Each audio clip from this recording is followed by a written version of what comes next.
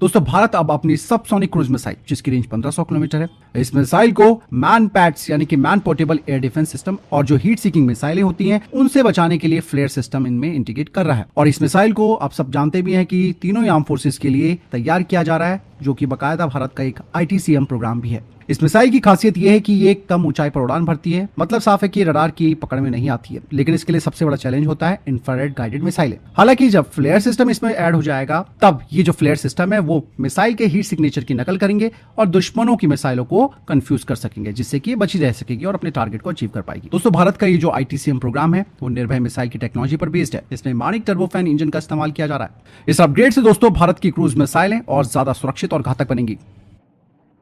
दोस्तों अगले महीने होने वाली DSC की बैठक में एक बड़ा फैसला लिया जा सकता है, जो कि करीबन 73,000 करोड़ रुपए का होगा। 1 जुलाई को यह DSC की बैठक होने वाली है, जिसमें खुद रक्षा मंत्री राजनाथ सिंह रहेंगे और साथ ही साथ CDS अनिल चौहान जी और तीनों सेनाओं के प्रमुख होंगे। यहाँ पर दोस्तों इंडियन नेवी के लिए नए माइन स्वीपर्स के लिए 43,000 करोड़ रुपए दिए जाएंगे, जिसमें कि 12 आधुनिक माइन स्वीपर्स खरीदे जाएंगे। इन्हें भारत में ही बनाया जाएगा और हर माइन स्वीपर की कीमत करीबन 3500 करोड़ रुपए होगी। ऐसे में कुल लागत 43,000 करोड़ रुपए पहुंच जाएगी। और दोस्तों ये जो माइन स्वीपर्स होंगे ये mine detection, anti submarine warfare और माइन बिछाने की क्षमता से लैस होंगे। और इसके अलावा इंडियन आर्मी को QRSAM मिसाइल मिलेगी, जिसकी अनुमानित कीमत करीबन 30,000 करोड़ रुपए है। QRSAM जो कि एक quick reaction surface to air missile है, रेंज इसकी 30 किलोमीटर है और ये भारतीय सेना के लिए आखिरी सुरक्षा कवच के तौर पर काम करेगा। हालांकि सेना को कितनी मिसाइलें चाहिए इस पर फैसला होना बाकी है। मतलब साफ है कि भारत अब पूरी तरीके से आत्मनिर्भरता पर फोकस कर रहा है, स्वदेशी हथियारों को प्राथमिकता दे रहा है और दोनों डील्स ये बताती हैं कि मेक इन इंडिया के तहत ही इन सबको लिया जाएगा और इसके कई फायदे भी मिलेंगे। खासकर कि चाइना पाकिस्तान से निपटने के लिए भारत के लिए ये दोनों ही चीजें काफी महत्वपूर्ण होंगी। हमारी नौसेना और ज्यादा मॉडर्नाइज होगी, हमारी डिफेंस इंडस्ट्रीज को फायदा मिलेगा। तो चीजें हैं दोस्तों इस तरीके से बनती आगे।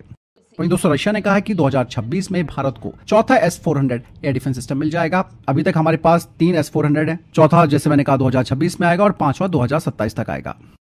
वहीं दोस्तों इंडियन एयरफोर्स का जो तेजस मार्क 1A का सेकंड बैच है उसमें और ज्यादा स्वदेशी टेक्नोलॉजी और नए अपडेट्स किए जा रहे हैं और इंडियन एयरफोर्स को 97 ये जो नए तेजस मार्क 1A फाइटर जेट्स हैं वो 2028 से मिलने शुरू होंगे। तेजस मार्क 1A के सेकंड बैच के लिए, जिसमें कि 97 तेजस फाइटर जेट्स को खरीदा जाना है, उसका ऑर्डर अगले साल दिया जाएगा। इनका निर्माण 2028 से शुरू होगा और 2032 तक इसे पूरा करने का लक्ष्य रखा गया है। पहले के बैच की तुलना में दूसरे बैच में कई इनहांसमेंट्स होंगे, जैसे कि इंडिजिनस कंटेंट इनमें ज्यादा होगा। पहले 60% था, अब ज्यादा होगा। नए सॉफ्टवेयर अपडेट्स किए जाएंगे, इसके अलावा लोकल हथियार इसमें इंटीग्रेट किए जाएंगे और इवन यही नहीं, पहले बैच से जो फीडबैक मिला है उसके अनुसार इसमें चेंजेस किए जाएंगे।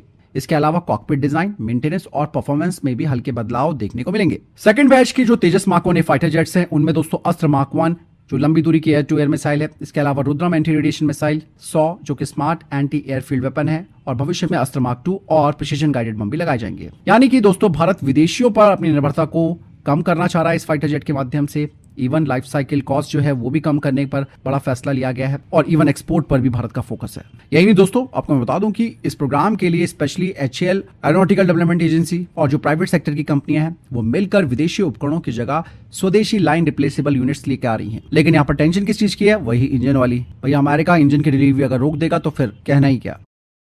वही दोस्तों भारत के startup company DG Propulsion private limited ने DG-J40 टर्बोजेट इंजन को डेवलप कर लिया है और अब इसके फ्लाइट ट्रायल्स होने वाले हैं। खुद कंपनी के जो डायरेक्टर प्रतीक धवन है उन्होंने कहा कि ये इंजन भारत की बढ़ती हुई तकनीकी क्षमता को दिखाता है। इस इंजन की कई खासियतें हैं, जैसे कि 40 किलोग्राम फोर्स थ्रस्ट क्षमता, ड्रोन्स और लॉइटिंग मिशंस के लिए ये एक बहुत ही अच्छा ऑप्शन बन सकता है। ईंधन भी कम खाता है, स्पीड भी अच्छी देता है और इसका डिजाइन भी काफी मजबूत है। इवन इस इंजन में एडजस्टेबल नोजल और वाटर लैंडिंग क्षमता जैसे फीचर्स भी हैं। यही नहीं, मैं आपको बता दूं कि DG Propulsion ने भारत डायनामिक्स लिमिटेड के साथ भी साझेदारी की है और ये साझेदारी लॉइटिंग मिशंस और एडवांस ड्रोन्स में इस इंजन का इस्तेमाल करने के लिए की गई है। DG-J40 के अलावा ये कंपनी DG-J20, DG-60 इंजन पर भी काम कर रही है। हालांकि ये जो इंजन है उनमें भी 35% स्वदेशी कंटेंट है, लेकिन आगे 90% तक इसे बढ़ाने का लक्ष्य रखा गया है।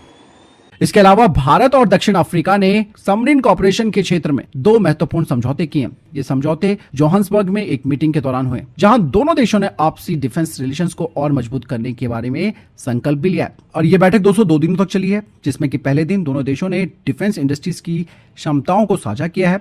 इवन भारत ने अपने बढ़ते हुए डिफेंस प्रोडक्शन और एक्सपोर्ट की भी जानकारी साउथ अफ्रीका को दी है। और दूसरे दिन दोस्तों दोनों देशों ने जो म्यूचुअल इंटरेस्ट वाली चीजें हैं उन पर एक भविष्य की रणनीति तय की है। पनडुब्बी सहयोग से जुड़े 2 नए समझौते किए हैं।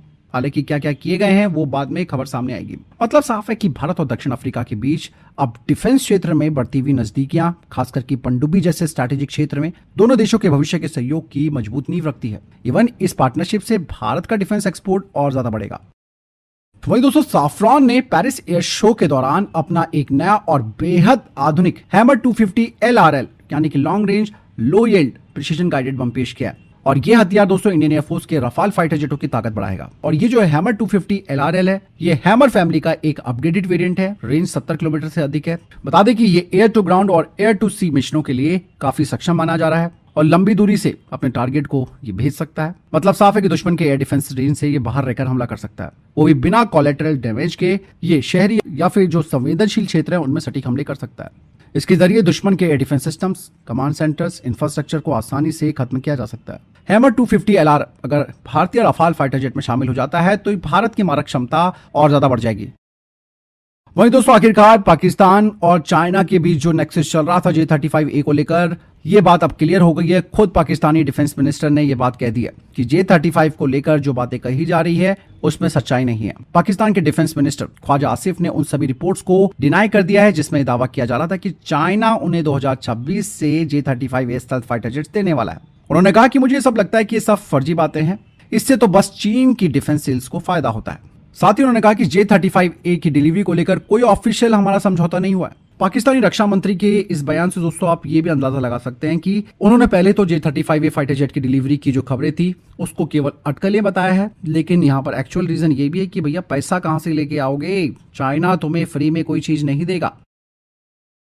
दोस्तों, वहीं पाकिस्तान को चीन ने एक और बड़ा झटका दे दिया है। दरअसल पाकिस्तान चाइना से हाइपरसोनिक मिसाइल की टेक्नोलॉजी मांग रहा था। बाकायदा इसके लिए दोनों देशों के बीच कई बैठकें हुई, लेकिन चाइना ने पाकिस्तान की इस रिक्वेस्ट को सिरे से मना कर दिया। उन्होंने साफ तौर पर कहा कि भैया हमारे पास इन मिसाइलों का एक्सपोर्ट वेरिएंट है ही नहीं। चाइना को दरअसल यहाँ पर पाकिस्तान की सारी चालाकियों पर शक भी होता है, क्योंकि पहली बात तो यह है कि पाकिस्तान के पास पहले से मौजूद जो चीनी हथियार हैं वो भारत के खिलाफ फेल रहे हैं। चाइना को डर ये भी है कि कहीं पाकिस्तान इन मिसाइलों को वेस्टर्न कंट्रीज को दिखा सकता है, जिससे कि चाइना की टेक्नोलॉजी लीक हो जाएगी।